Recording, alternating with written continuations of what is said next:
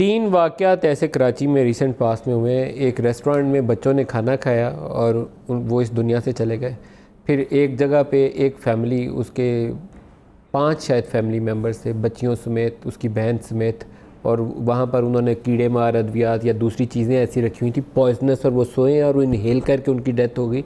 और ये वो बच्ची का मामला है जिसको लेकर डायरिया के लिए गए हैं और उसको उन्होंने इंजेक्शन लगा के मार दिया। कैसर साहब, आप कुछ भी मुतालबा करना चाहें, किसी को सज़ा देने का, किसी हॉस्पिटल के ख़िलाफ़ एक्शन का, या हुकूमत को कोई पैगाम देना चाहें, आपके पास पूरा टाइम है।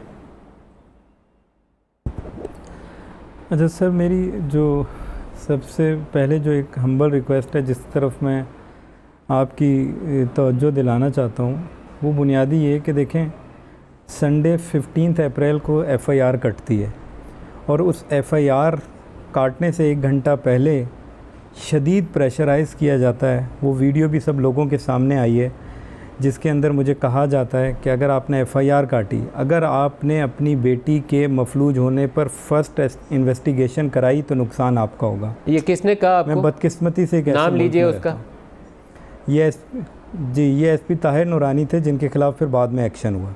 एसपी ताहिर नूरानी साहब के ख़िलाफ़ मुराद अली शाह साहब, आपको कार्रवाई करनी चाहिए। ये कत्ल है बाकायदा। अगर एक बाप अपनी बेटी को बचाने की कोशिश कर रहा है और आप उसको कह रहे हैं, डरा रहे हैं उसको। जी, आप बात जारी रखिए कैसर साहब। जी, दूसरी बात, अब जब मैं एफ़आईआर कटवाता हूँ तो उस एफ़आईआर में मैं क्लियरली मेंशन करता हूँ कि देखें, जिस शख्स ने अलाउ किया है मेरी बेटी को, जिसने इंजेक्शन लगाया, वो वार्ड बॉय था, वो क्लीनिंग स्टाफ था। उसे किसी ने शर्ट पहना के अलाउ किया है कि आप इंजेक्शन लगाओ, हम पैसे बचा रहे हैं, उससे मेरी बेटी मरी है। वो जो नर्स है वो गायनी वार्ड की नर्स थी।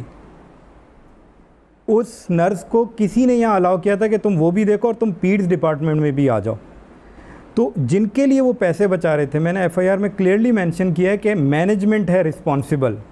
आज 15 से लेके आज 23 हो गई, आज 8 दिन हो चुके हैं। मेरा सिर्फ गिला ये है कि कानून जो है उसके हाथ सिर्फ़ और सिर्फ उस मोइस और उस सोबिया तक पहुँचे हैं। वो आज भी शहजाद आलम, आमिर चिश्ती, अली फरहान तक हाथ नहीं डाल सके, क्योंकि यहाँ बैठ के मैं नाम नहीं ले सकता। आके मुझे कहते हैं कि हम पे प्रेशर है, हम नहीं पकड़ सकते। दूसरी बात, तीसरी बात, आप ये दारुल सेहत की मैनेजमेंट कौन सी है, उनके नाम दोबारा दोहराइए ऑन एयर। कौन सी मैनेजमेंट है इसकी? जी देखें, मैंने मैनेजमेंट में सबके नाम, जिसके अंदर चेयरमैन है आमिर चिश्ती साहब, वाइस चेयरमैन है अली फरहान साहब, जो लोग कमाते हैं, जो पैसे बनाते हैं, एग्जीक्यूटिव डायरेक्टर हैं शहजाद आलम साहब। मैं पीएमडीसी से रिक्वेस्ट करता हूँ कि आपको फ़ौरन से उनका लाइसेंस कैंसिल करना चाहिए ताकि उनका करियर ख़त्म हो, उन्हें पता हो कि और किसी नशवा के साथ ऐसे नहीं हो सकता। मेरी नशवा कल चली गई, वो माजी हो चुका है।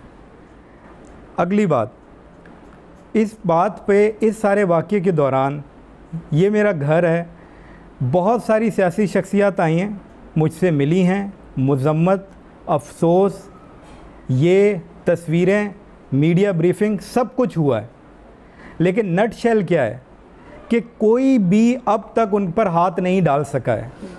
ये क्लियरली मैसेज जा रहा है हम सब लोगों को कि आप कुछ भी कर लें, आप अपनी बाकी 3 बेटियों को, फैमिली को स्टेक पे भी डाल लें, तो आप तब भी इस सिस्टम से नहीं लड़ सकते। आज ये मेरे सामने सिंध हेल्थ केयर कमीशन की रिपोर्ट आई है, आप ये रिपोर्ट देखें।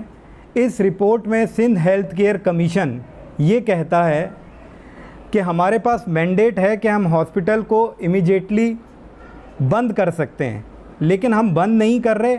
हम सिर्फ़ और सिर्फ आपकी बेटी की कीमत 5 लाख रुपए जुर्माना लगा रहे हैं उस हॉस्पिटल पे। आप मुझे चंद सेकंड दे दें। क्या ये कीमत थी? क्या नहीं, बेटी अनमोल है जी, उसकी सज़ा मिलनी चाहिए लोगों को।